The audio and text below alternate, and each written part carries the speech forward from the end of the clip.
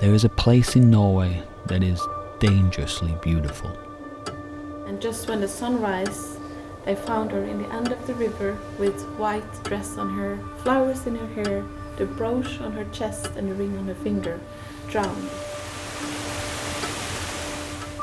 You cannot explain the Sunnmøre Alps with just words. You have to experience them. I'm not sure if you can pick this up, but there's remains of a small settlement in the lake here.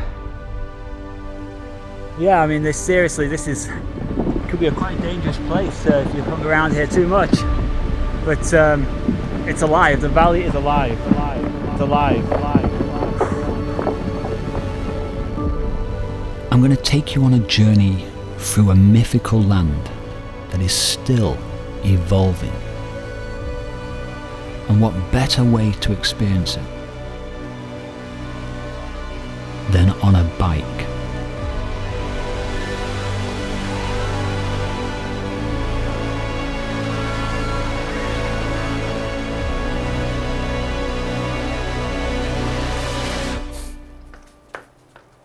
Oh, I'm excited. Wow. Oh my goodness, look at these rooms. Wow, this is incredible.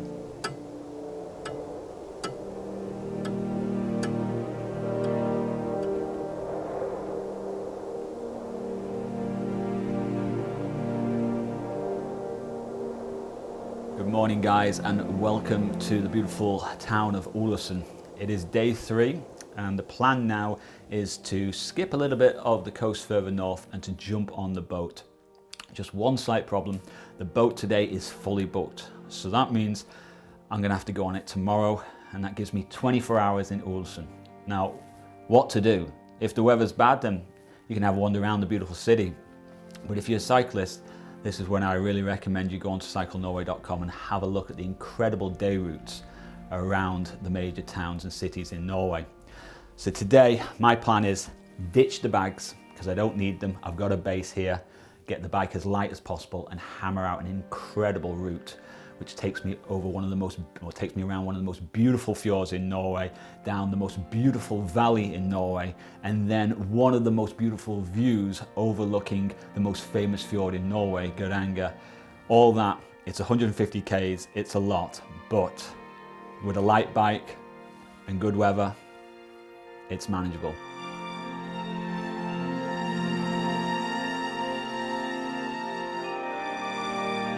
All right, so first port of call is coming out of Ålesund and arriving at the ferry port where we're going to cross over this fjord now. And oh my God, I've been down this fjord once before, but I'm just looking right now. It's covered in mist and clouds. It looks mythical. It looks like we're going into a fantasy world. That is where we're heading.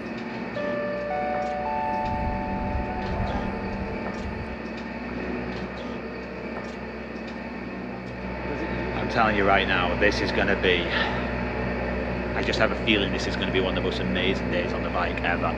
I've never seen Norway look this mythical before. Have a nice trip. Thank you. Be careful. I will.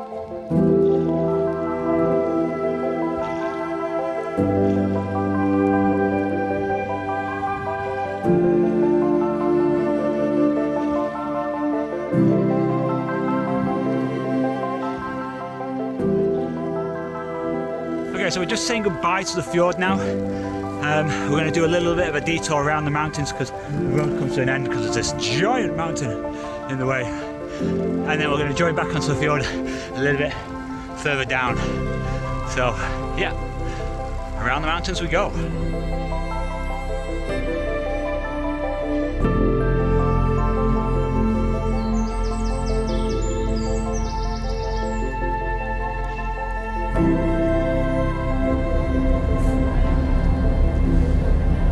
So we're just crossing over Hjørundfjorden right now, and we're going to kind of cycle down the last part of it until we reach Norangdalen, probably my favourite valley in Norway, and that's saying something considering how many beautiful valleys there is here. This ferry, like most ferries in Norway, completely free for a cyclist. You know, it's a tourist attraction in itself, just being here with all this around. So, you know, people say Norway's expensive, but there's so many things you get for free. Look at this.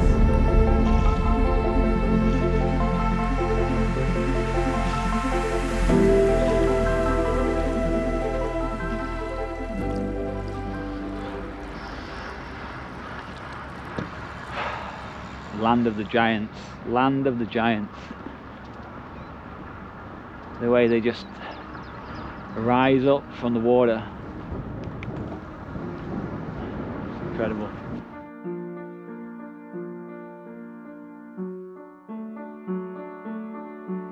This really is a unique place to experience. And what is even more unique is the historic hotel that sits at the end of the fjord.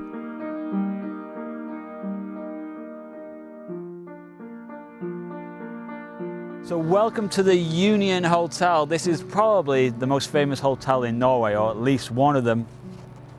It was built in the 19th century, and it was built for one reason only. 150 years ago, aristocracy from around Europe knew about this place. This was like the place to visit in Europe. So kings, queens, emperors, famous poets and authors of the time, actors, they all came here to experience this incredible valley and fjord, and this was the place they stayed at.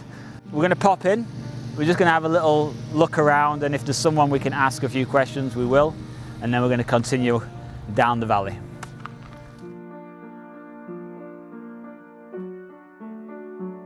Wow.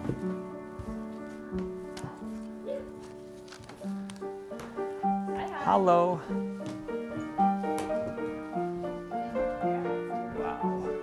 This is beautiful.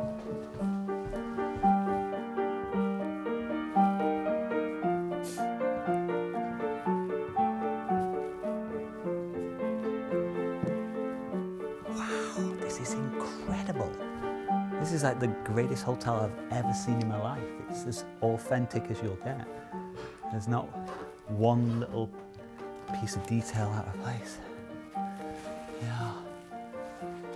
Fancy staying here, guys, after a nice ride?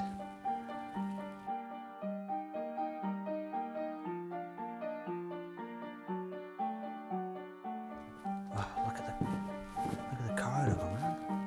It's incredible. Every room is different, and it has its own personal detail to it, its own unique interior with colours and furniture. Wow. The Swedish king must have stayed here. Hello?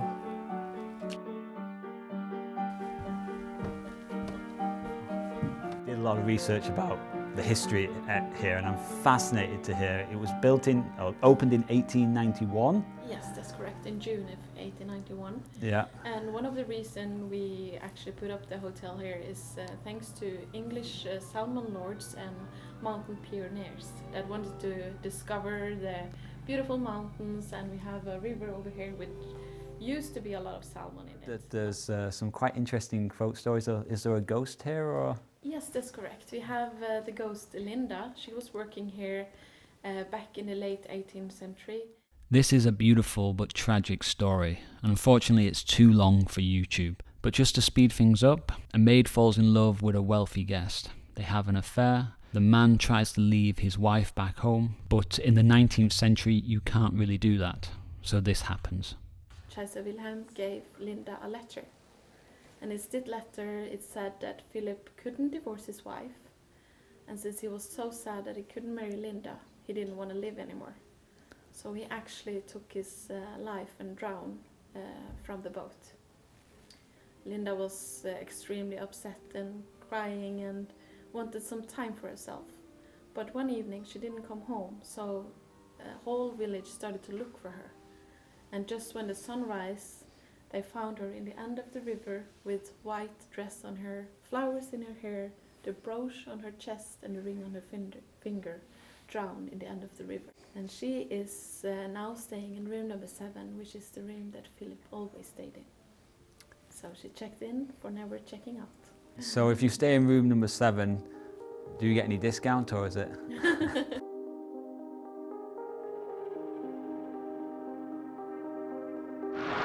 So Norangdalen, there was a huge landslide. There's landslides all the time here because of how vertical the rock walls are, the mountains are here. But there was a landslide, a huge one, I think it was around 1903.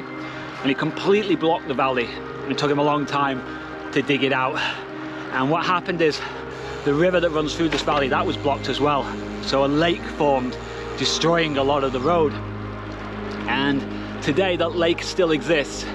And the old road, you can see the outline of it in the lake. And it's kind of eerie and quite mythical, and it's just a really cool thing to witness. There's so much history down this valley. So this rock has basically at some point come flying down off the mountain, tumbled all the way down and landed upright in this position. Isn't that incredible? Just landed like that. And it'll probably be here for 1,000 years like this, long after we are all gone, my friends. Don't stop, baby, don't stop. How can you tell me not to stop?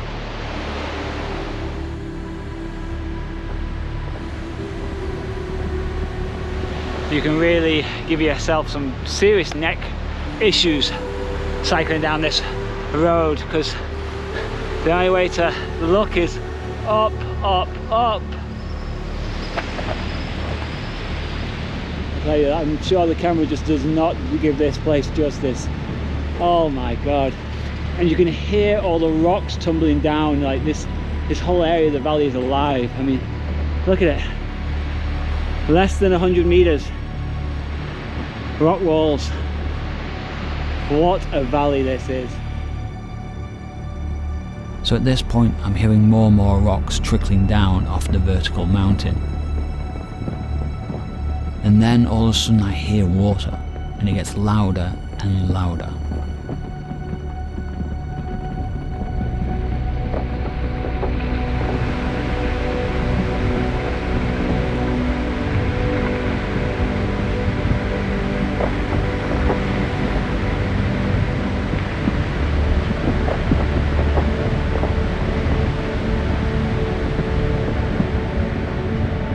All of a sudden it just kicked in, and then just more and more water started pouring down, and then the rocks started falling, and yeah, I mean, this could be a quite dangerous place if you hung around here too much. But it's alive. The valley is alive. Oh, my heart is beating. I'm going to go out on a limb here and say this is the greatest cycling road in Norway.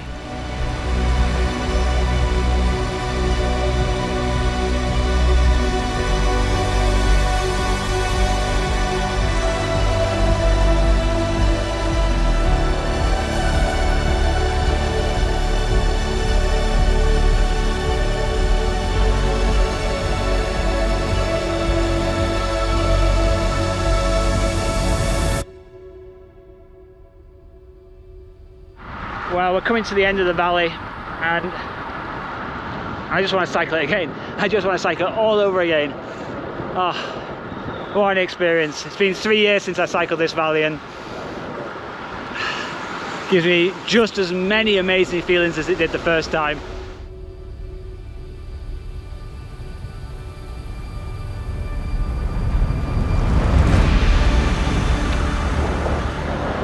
So we're back on the main road now, heading to a small little town called Hellesylt, I think it's called, something like that.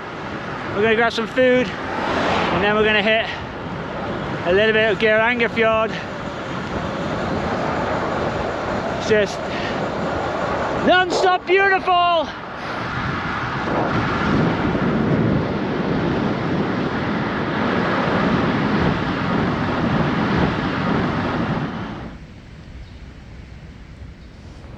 Right, so we're in a small little town of Hellesylt, and this is basically where Geiranger Fjord is, probably the most famous fjord in Norway.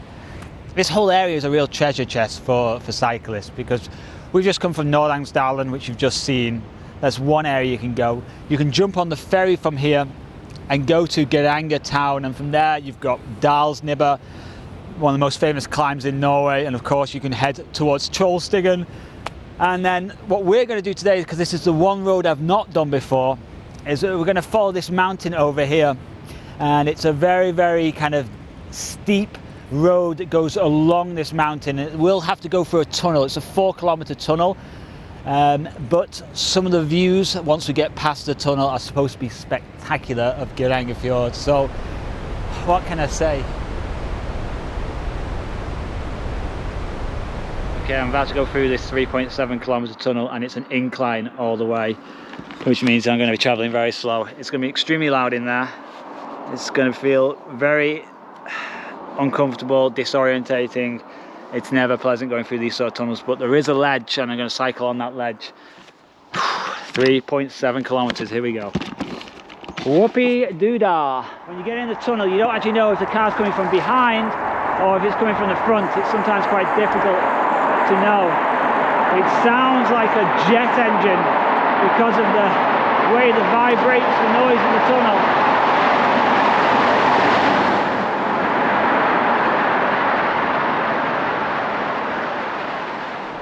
Now, of course, this road is not for everyone, and these are not your typical tunnels that you expect to cycle through. And as mentioned, you can quite easily go to Geiranger and take a different route back. But I wanted to experience this road, and I don't mind having to go through a few tunnels, because whether it's rockfalls or long tunnels, as long as you take precautions, Norway will make you feel alive, and that is the greatest gift you can give yourself.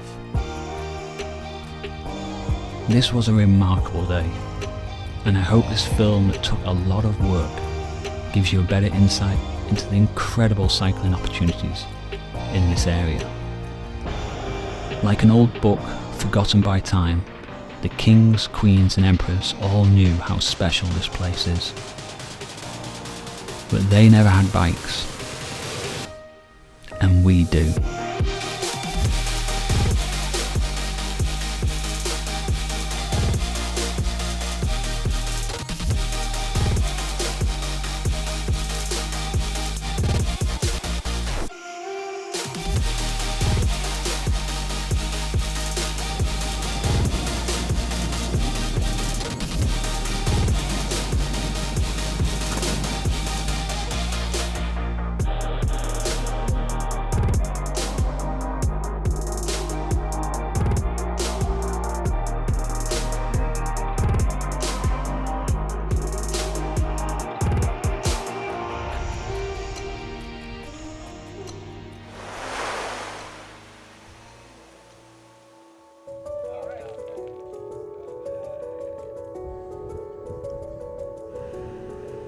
I have worked in this company,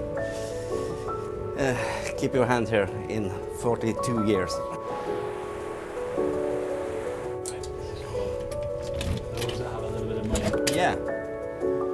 So if you don't want to rest when you're on the boat, you can continue cycling all the way.